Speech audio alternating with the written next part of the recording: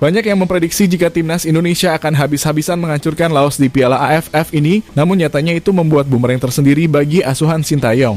Karena seperti yang kita lihat, timnas Indonesia terlihat salah passing ataupun kontrol bahkan serangan yang tak terorganisir membuat penampilan timnas Garuda benar-benar tidak sesuai ekspektasi.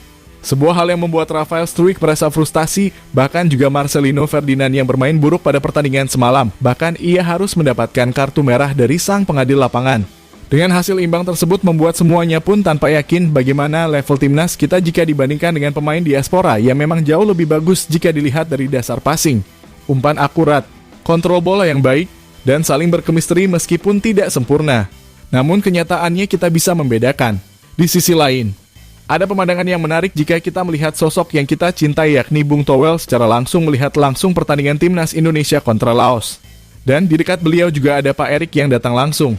Mungkin jika kita melihat dengan seksama, Pak Erik ingin menunjukkan jika melihat sikon yang ada saat ini kualitas pendidikan pemain lokal memang jauh jika dibandingkan dengan diaspora.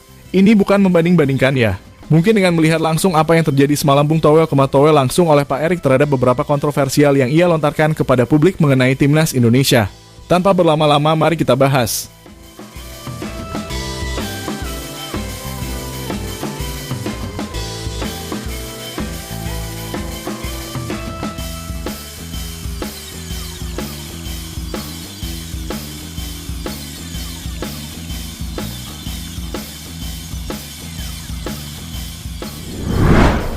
Ya, semalam kita buat siapakah jika timnas Indonesia harus menerima pertandingan dengan hasil imbang melawan Laos pada Piala AFF atau yang disebut dengan Mitsubishi Electric 2024.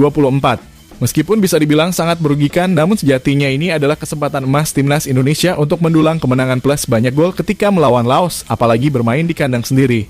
Mungkin hal itu sangat bisa terjadi ketika timnas Indonesia tampil dengan kekuatan terbaiknya.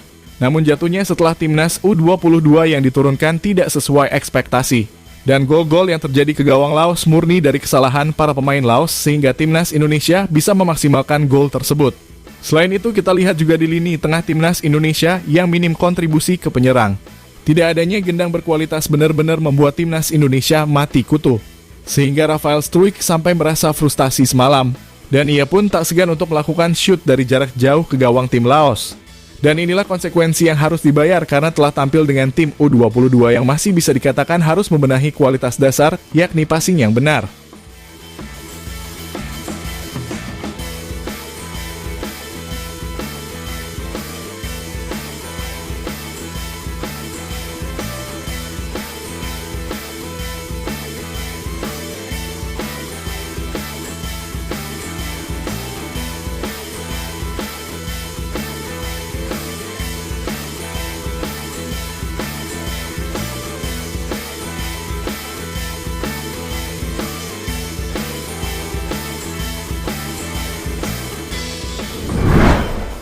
Ya, apa yang kita lihat dari pertandingan timnas Indonesia melawan Laos semalam yang secara terang-terangan tampil dengan hancur-hancuran. Seperti apa yang telah kita bicarakan tadi, bahwa salah passing, kontrol suara yang tidak baik, serangan yang amburadul membuat penikmat yang melihat jadi beneran ngantuk. Hal itu sungguh menjadi kelemahan terbesar timnas Indonesia. Meskipun itu wajar karena memang kualitas fisik yang harus ditingkatkan dan juga passing yang menurut Coach Shin harus dibenahi. Dan hal itu dilihat dari dua pertandingan di Piala AFF ini. Tidak kalah pemain tengah yang menjadi peran penting untuk memberikan kontribusi peluang yang besar bagi seorang penyerang malah di sini sangat minim sekali.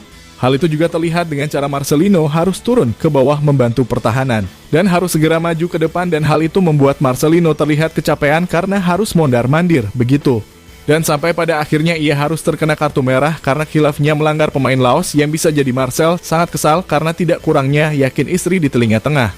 Walaupun diakui juga penampilannya semalam tidak begitu maksimal. Lain halnya Marcelino.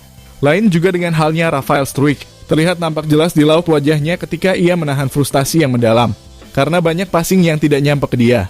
Dan pada saat dia membawa bola, rekannya bingung mau kemana. Namun sekali lagi ini adalah proses yang harus dijalani. Karena memang tujuan awalnya adalah untuk SEA Games 2025. Tapi mungkin dari hasil imbang tersebut yang sejatinya bisa membantai Laos akan menambah semangat tersendiri bagi timnas Indonesia di laga-laga selanjutnya.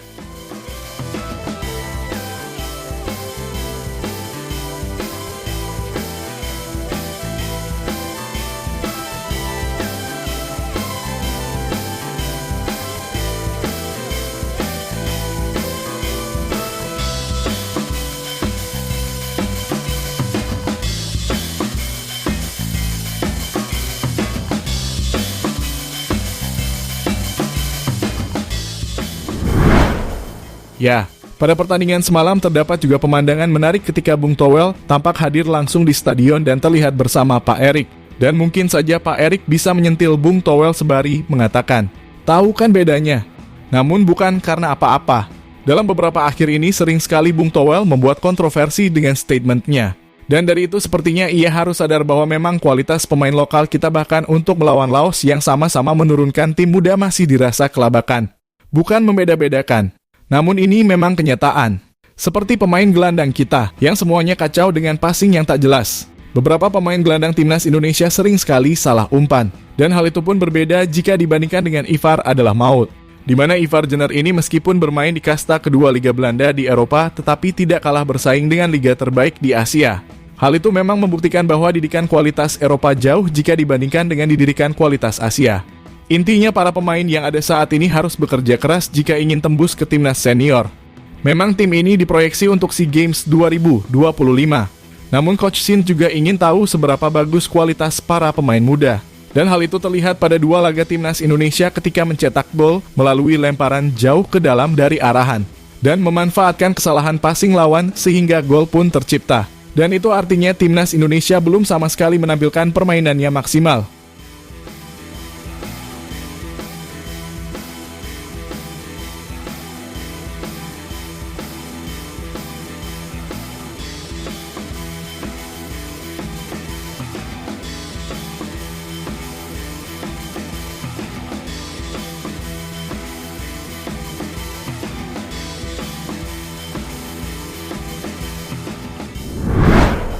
Ya, apapun yang terjadi kita juga patut mensyukuri karena hasil masih imbang. Ya meskipun di benak kami ingin menang besar atas Laos. Hal ini bisa menjadi pelajaran bagi semua pemain. Seperti halnya Marcelino yang harus dewasa meskipun terlihat frustasi menghadapi tim-tim seperti Laos di Piala AFF ini. Dan para pemain gelandang di tim ini juga harus ditingkatkan lagi. Oh iya, ada lagi yakni passingnya ya harus benar-benar dibenahi. Karena gimana gitu? Sekelas pemain timnas tapi pasti masih harus diajari lagi. Aduh,